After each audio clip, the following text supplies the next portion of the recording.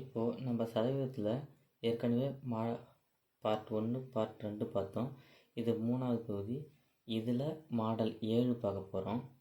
First பார்க்கலாம். இப்போது 600இன் X% என்பது 450. இப்போது மொத்த வேல்யூ 600. பாருங்கள், 600இன் பாருங்கள் 600 என்னன்னா பெருக்கல், மல்டிபிள் அர்த்தம், பெருக்கல் X% என்பதுன்னா ஈக்குவல் டு 450 எனில் எக்ஸின் மதிப்பை காண்க. என்ன இருக்கும், அப்படியே 600 போட்டிருக்கோம். இன்னுக்கு பதில் பெருக்கல் X% என்பதுன்னா ஈக்குவல் டு 450 அப்படியே இருக்கும். இப்போ என்ன சொல்லியிருக்காங்கன்னா மொத்த வேல்யூ 600. இதில் ஏதோ ஒரு பர்சன்டேஜ், எத்தனை பர்சன்டேஜ் கொடுக்கல, அதை தான் நம்ம கண்டுபிடிக்கணும். ஏதோ ஒரு பர்சன்டேஜ் தான் 450. அப்படின்னா இந்த எக்ஸுன்றது என்ன, இதை தான் கேட்டிருக்காங்க. இப்போது இந்த மொத்த வேல்யூ இருக்குல்ல, இதை நான் 100% அப்படின்னு எடுத்துக்கிறேன். மொத்தமாக 100%, இதுதான் என்கிட்ட 600ன்னா எத்தனை பர்சன்டேஜ் என்கிட்ட 450 இருக்கும். எப்படி பண்ணணும்னா பாருங்கள், இதுக்கு பாக்ஸ் மெத்தட், இது ஈஸி. இது ஆரம்பத்தில் கொஞ்சம் கற்றுக்கிறது கொஞ்சம் கஷ்டமாக இருந்தாலும் போக இதை புரிஞ்சுக்கிட்டிங்கன்னா உங்களுக்கு எல்லா மாடலுக்குமே யூஸ் ஆகும். பாருங்கள், 100%, இந்த 100% தான் 600. அப்படின்னா இந்த 450 இது வந்து அமௌண்ட்டு இங்கே தான் போடணும்.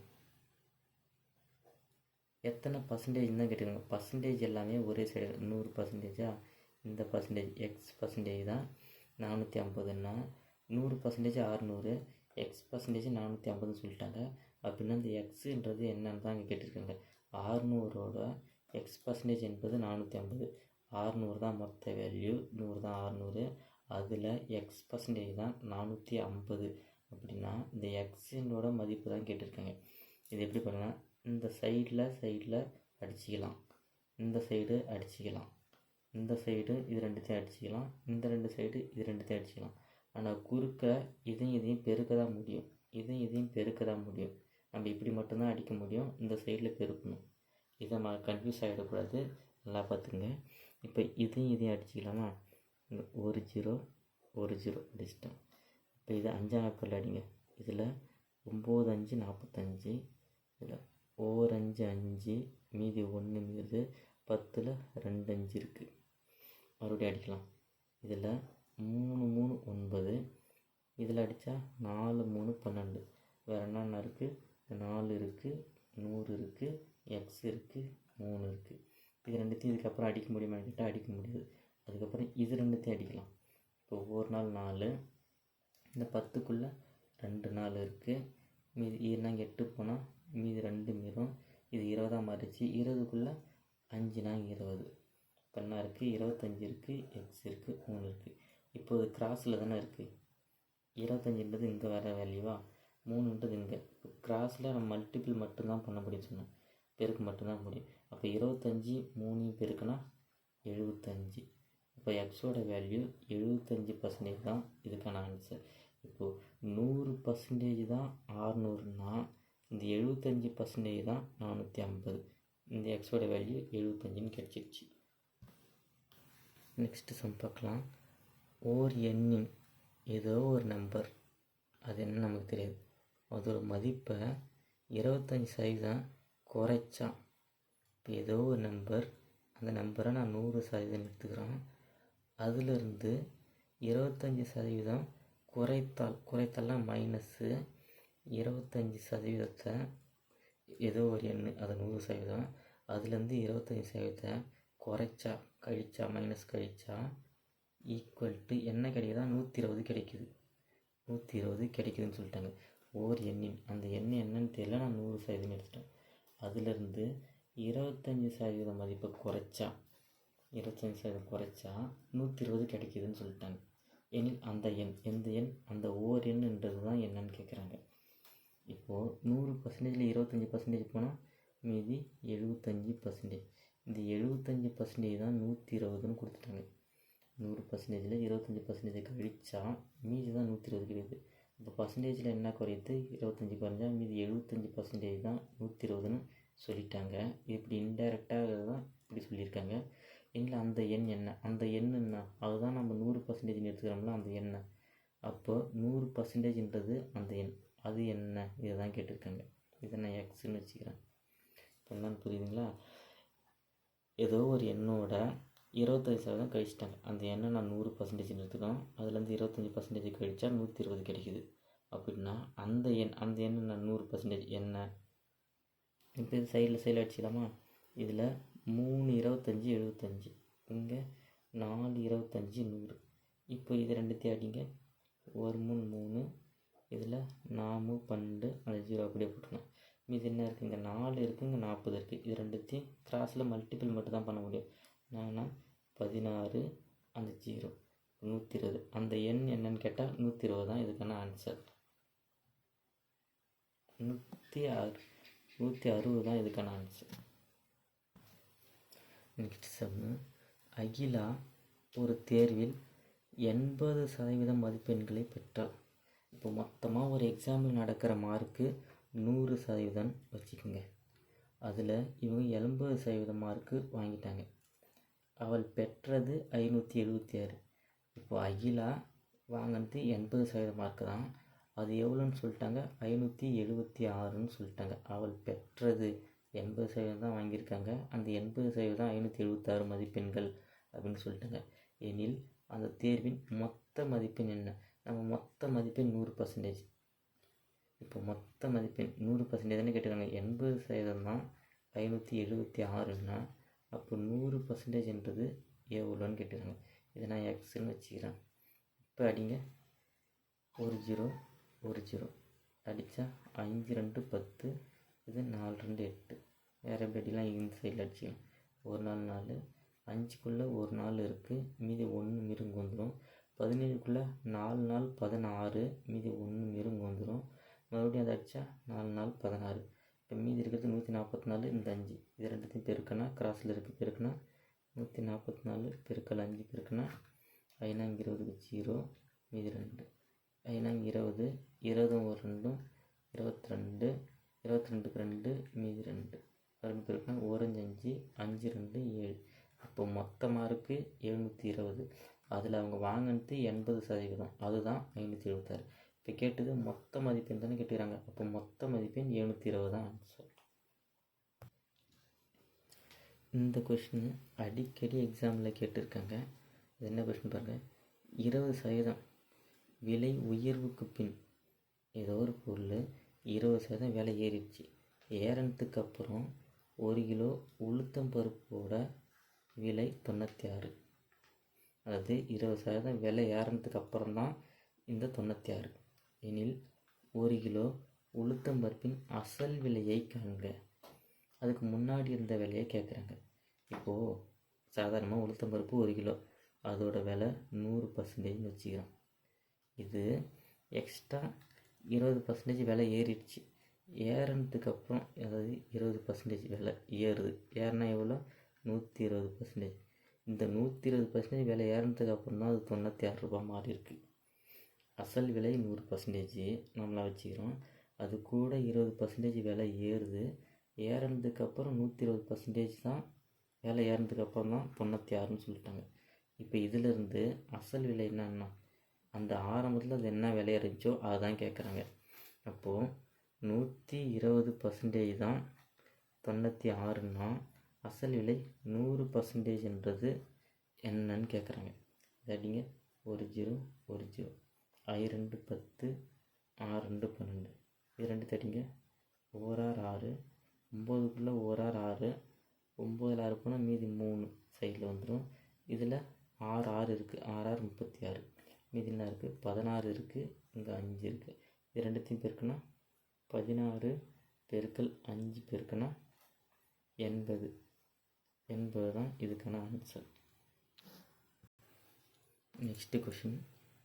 1 மணி நேரத்தில் 2 நிமிடங்கள் என்பது %.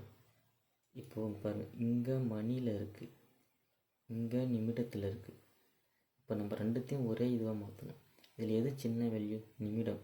அப்போ எல்லாத்தையுமே நிமிடத்தில் மாற்றிக்கலாம். இப்போ 1 மணின்றது எத்தனை நிமிடம்? 60 நிமிடம். இந்த 60 நிமிஷத்தில் 2 நிமிஷன்றது எத்தனை சதவீதம் தான் கேட்டிருக்காங்க. இப்போ மொத்தம் 60 நிமிஷமா? இதை நான் 100% எடுத்துக்கிறேன். 100%ன்றது தான் 60 நிமிஷம்னா என்ன கேட்டுங்க? 2 நிமிஷம் தான். நிமிஷம் இதுதானே நிமிஷம். இந்த இடத்துல தான் இந்த 2 போகணும்.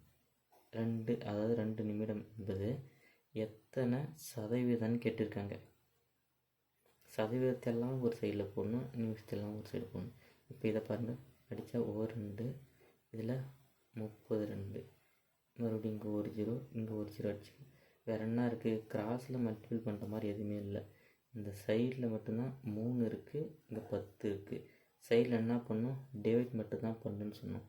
பெரிய வேல்யூ மேலே போட்டு சின்ன வேல்யூ கீழே போட்டு அடித்தோம்னா இந்த 10க்குள்ளே எத்தனை 3 இருக்குது? ஒரு 3 இது. இந்த 10க்குள்ளே 3 3 9. இப்போ மீதி 1ங்கிறது இல்லை, அந்த 1 மேலே போடணும். டிவைட் பை எதால் அடித்தோம்? 3ஆல் தான் அடித்தோம். இந்த 3 கீழே போடணும். இதுதான் கலப்பு பின்னம். இப்போ இந்த கலப்பு பின்னத்தை பின்னமாக்க தான் நம்ம ஏற்கனவே தெரியல. இது பின்னமாக்கம் அந்த வேல்யூ தான் வரும். பாருங்கள், செக் பண்ணுறேன். 3 1/3. இந்த ரெண்டுத்தையும் பெருக்கிக்குவோமா? 3 9 ப்ளஸ்ஸு மேலே இருக்கிற நம்பரை கூட்டிக்குவோமா? +1 டிவைட் பை கீழே என்ன இருக்கோ அதை அப்படியே போட்டுரும். இதை போடுங்க. 9 1 10/3. இதை தான் கலப்பு பின்னத்தில் இப்படி போட்டிருக்காங்க. ஆன்சர் இப்படி இருந்தால் ஆன்சர், இது இப்படி இருந்தால் இதுதான் ஆன்சர். அடுத்த சம் பார்க்கலாம்.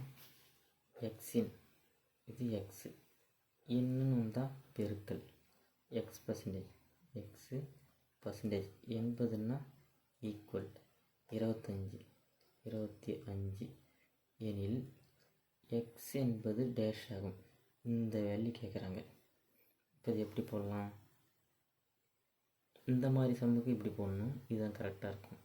எக்ஸின் எக்ஸோட எக்ஸ் பர்சன்டேஜ், எக்ஸு இந்த பர்சன்டேஜ்னு வந்தால் டிவைட் பை 100.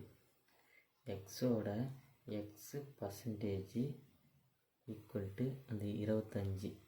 அப்படின்னா இதோட வேல்யூ தானே கேட்டிருக்காங்க. இது புரியுதா? எக்ஸை அப்படியே போட்டுக்கணும். இந்த பர்சன்டேஜுக்கு பதில் டிவைட் பை 100 போட்டுக்கணும். ஈக்குவல் டு 25 அப்படியே போட்டுக்கணும். இப்போது மேலே இருக்கிற 2 எக்ஸையும் பெருக்கணும். எக்ஸ் ஸ்கொயர் அந்த ஈக்குவல் டு அப்படியே கொடுக்கும். அந்த 25 அப்படியே இருக்கும். இங்கே கீழே இருக்கிற டிவைடில் இருக்கிற 100 ஈக்குவல்ட்டுக்கு அந்தாண்ட போனால் பெருக்கல்லில் போயிடும். வகுத்தில் இருக்கிறது ஈக்குவல்ட்டுக்கு அந்தாண்ட போனால் பெருக்கல்லில் போயிடும். பெருக்கல் 100 வந்துச்சா? இப்போ ஸ்கொயர் எப்படி சொல்லுங்கள்? எக்ஸோட வேல்யூ என்ன வரும்? 25க்குள்ளே எத்தனை இருக்கலாம்? ஸ்கொயரு 5 ஸ்கொயரை 25 எழுதலாமா? பெருக்கல் 10 ஸ்கொயரை 100 எழுதலாமா? இது ரெண்டுத்துக்கும் மொத்தமாக ரூட் எடுத்தால் இதெல்லாம் உங்களுக்கு புரியுது. அப்படியே டேரெக்டாக போட்டுங்க.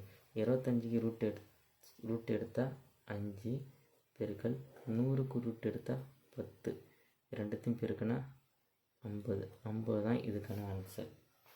இது எப்படி வரும்னு சொல்கிறேன்னு தெரிஞ்சுக்கோங்க. இப்போ இது மொத்தமாக ரூட்டு, இங்கேயும் ரூட் எடுப்போம். இந்த ஸ்கொயரும் ரூட்டும் கேன்சல் ஆகிடும். இந்த ரூட்டு மொத்தமாக இருக்கா? இது தனித்தனியாக பிரியும்.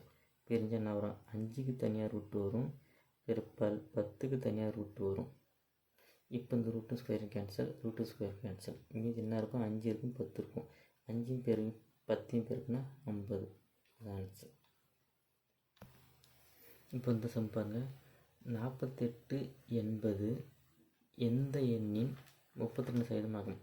இப்போ 48 ஒரு நம்பர், எந்த எண்ணின் ஏதோ ஒரு எண். இப்போ ஏதோ ஒரு எண் எக்ஸ்ன்னு வச்சுக்கிறோம். இந்த எக்ஸோட 32% தான் 48ன்னு சொல்லிட்டாங்க. அப்படின்னா இந்த எக்ஸுன்றது என்ன? அதுதான் கேட்டிருக்காங்க. புரியுதா? 48 என்பது எந்த எண்ணின் ஏதோ ஒரு எண், அதை நான் எக்ஸ்ன்னு வச்சுன்னா அந்த எண்ணின் 32% ஆகும். அப்போது இந்த 32% தான் 48. இது 2 மாடலாக நான் போட்டு காட்டுறேன் பாருங்கள். 48 அப்படி போட்டுக்கணும். 80க்கு பதில் ஈக்குவல் போட்டுக்கணும். எந்த எண்ணின், அந்த எண்ணை நான் எக்ஸ்ன்னு வச்சுக்கணும். பெருக்கல் 32%. இதை போட்டுக்கணும்னா இந்த எண்ணின் இன்னும் வந்திருக்கா, அதுக்கு பதில் தான் பெருக்கல் போட்டால் 32% அப்படி போட்டோம். இந்த 48 அப்படி போட்டுக்கணும். ஈக்குவல் டு எக்ஸு பெருக்கல் 32% வந்தால் டிவைட் பை போடணும்னு சொன்னால் டிவைட் பை 100. இப்போ இந்த 32/100 இந்த ஈக்குவல் டு அந்த போனால் தலைகீழ மாறிடும். இப்போ 48 பெருக்கல் 100 பை 32 ஈக்குவல் டு எக்ஸு. 32 கீழே போச்சு, 100 மேலே போச்சு, அப்படியே தலைகீழ இப்படி மாறிடுச்சு. இப்போ அடிங்க 2 16, இதில் 3 16. இப்போ அடித்தா 1 2 52 100. 50 3 பெருக்குன்னா 150. அதுதான் இதுக்கான ஆன்சர். இது இன்னொரு மாடலில் எப்படி போடலான்னு சொன்னோம் பாருங்கள். எந்த எண்ணின் ஏதோ ஒரு எண்ணோட 32% தான் 48ன்னு சொல்லிட்டாங்க. அப்போது 32% தான் 48. 32% தான் 48ன்னா அந்த எண்ணு தானே கேட்குறாங்க. அப்போ அந்த 100%ன்ற நம்பர் என்னது என்ன அப்படின்னு தான் கேட்டுக்கிறாங்க. இப்போ இதை அடித்தா 2 16 32, இதில் 3 16 48. வேறு என்ன பண்ணலாம், இப்படி அடிக்கலாமா? இந்த சைடு அடித்தா 2, இதில் 52. மீதி என்ன இருக்குது, இங்கே கீழே 50 இருக்குது, இது மேலே 3 இருக்குது. கிராஸில் பெருக்கினா 50 × 3 150. அதுதான் இதுக்கான ஆன்சர். அர்த்தம் பாருங்கள். 400 ஏதோ ஒரு வேல்யூ, இந்த 400 இன்னா பெருக்க 30% மதிப்பின்னா 400ஓட 30% ஒரு வேல்யூ இருக்குது. இது ஒரு வேல்யூ இருக்குது. இந்த வேல்யூவோட மறுபடியும் என்ன வந்திருக்கா, பெருக்கல் 25% என்ன, 25% என்ன, இதுதான் கேட்டிருக்காங்க. ஏதோ ஒரு வேல்யூ அதோட 30% கண்டுபிடிச்சா ஒரு வேல்யூ கிடைக்கும். அந்த வேல்யூவில் 25% என்னன்னு தான் கேட்டிருக்காங்க. 400ன் 30% ஒரு வேல்யூ, அந்த மதிப்பின் இந்த மதிப்போட 25% என்னன்னு கேட்டிருக்காங்க. இப்போ 400ன் 30% எப்படி ஆகலாம், 400 பெருக்கல் 30%னா டிவைடட் பை 100. இந்த வேல்யூவோட 25%னா டிவைட் பை 100. இந்த வேல்யூ தான் கேட்டிருக்காங்க. அடித்தா 2 0 2 0. மீதி என்ன இருக்குது, 12, அந்த 0 அப்படியே இருக்குது. இப்போ இந்த வேல்யூ கிடச்சிச்சு நமக்கு 120. 400ஓட 30% வேல்யூ தான் 120ன்னு கிடச்சிச்சு. இந்த மதிப்பின் 25% இது இருக்குல்ல, இதை அப்படியே கீழே போடணும். இந்த வேல்யூ கிடச்சிச்சு, அதுக்கு பதில் இங்கே போட்டுக்கணும். இந்த பெருக்கல் அப்படியே போட்டுக்கணும். இந்த 25/100 போடணும். 25/100 இதுதான் கேட்டிருக்காங்க. இதை அடித்தா இது 25, இதில் 4 25. இது ரெண்டுத்தையும் அடித்தா 1 4 4, இதில் 3 12, அந்த 0. இப்போது அதோட வேல்யூ 30 தான் ஆன்சர். 400ஓட 30% வேல்யூ 120 கண்டுபிடிச்சோம். அந்த மதிப்பின் அந்த 120ஓட 25%, அந்த 120ஓட 25% என்னன்னா 30. இந்த சம் பாருங்க. ஒரு எண் ஏதோ ஒரு நம்பர் 75%க்கும் ஏதோ ஒரு நம்பரோட 75%க்கும் அதே எண்ணிட் அதே சேம் நம்பரோட 60%க்கும் ஒரு நம்பர் அதோட 75%, அதே நம்பர் அதோட 60%. இடையே உள்ள வித்தியாசம்னா மைனஸ். ஏதோ ஒரு நம்பரோட 75%, இது என்ன வேல்யூன்னு தெரியாது. அதே நம்பரோட 60%, இதுவும் என்ன வேல்யூன்னு நமக்கு தெரியாது. இது ரெண்டுத்துக்கு நடுவில் இருக்கிற வித்தியாசம், இடையே உள்ள வித்தியாசம் தான் எவ்வளோவா, 82.5 அப்படின்னு சொல்லிட்டாங்க. புரியுதா? இது அப்படியே வரும். 75ல் 60 கழிச்சா மீதி 15. இந்த 15% தான் 82.5 அப்படின்னு சொல்லிட்டாங்க. எனில் அந்த எண்ணின், நமக்கு தான் அந்த எண்ணே தெரியாது, அதோட 75%க்கும் 65%க்கும் வித்தியாசம் தான் இதுன்னு சொன்னாங்க. அந்த எண்ணோட 20% என்ன, இப்போ நம்ம கிடச்சிதுன்னா அந்த எண்ணோட 15% நமக்கு கிடச்சிச்சு. அதே அந்த எண்ணோட 20% கேட்குறாங்க. இப்போ நம்ம 10% கண்டுபிடிச்சோம்ல, 15% தான் 82.5ன்னா 20% கேட்குறாங்க. 20% சதவீதமெல்லாம் ஒரே லைனில் இருக்கணும், வேல்யூ எல்லாம் ஒரு லைனில் இருக்கணும். 15% எவ்வளோன்னா 20% எவ்வளோ, இதை நான் எக்ஸ்னு வச்சு இதை அடித்தா 3 5 15, இது 4 5 20. வேறு எப்படி அடிக்கலாம், இந்த 3ஆல் இங்கே அடிக்கலாம். 4 3 3, 8ல் எத்தனை 3 இருக்குது, 2 3 6. இப்போ மீதி 2 மீறி தான், அந்த 2 இங்கே போட்டால் 22. 22க்குள்ளே எத்தனை 3 இருக்குது, 7 21. மீதி 1 மீறுது, அந்த 1 இங்கே போட்டுக்கலாம். அதுக்கு முன்னாடி இந்த புள்ளி இருக்குல்ல, இந்த புள்ளியை அப்படியே இங்கே போட்டுக்கணும். ஏன்னா இங்கே 21 வந்துடுச்சு, மீதி 1 மீந்துச்சு. அந்த 1 இங்கே 5க்கு பக்கத்தில் போட்டுக்கினேன். இதுக்கு நடுவில் புள்ளி இருக்குல்ல, அந்த புள்ளியை போட்டுன்னு தான் அடுத்து பார்க்கணும். இப்போ 15ல் எத்தனை 3 வருது, 5 15. மீதி நம்மக்கிட்ட என்ன கிடச்சிருக்கு, 27.5 இருக்குது, ஒரு 4 இருக்குது. கிராஸில் என்ன பண்ணணும், பெருக்கணும்னு சொன்னோம்.